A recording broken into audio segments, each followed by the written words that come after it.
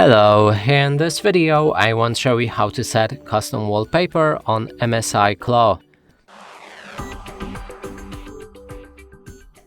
To do this, first we'll need to click on the Start, navigate to the Settings, right here enter Personalization, scroll down and select a Background. Then we need to choose a picture as our background, right there. Scroll down again and you should find choose a photo, browse photo, it will open your file manager. Now you can find the photo that you want to set as your wallpaper, click on it and then select choose a picture right there. After a few seconds you should see it in the recent images, click on that image and then take a look how it looks on your desktop. If it's perfect and cut, then you can leave it. If not, you'll be able to adjust how it will fit your desktop between fill, fit, stretch, tile, center or span.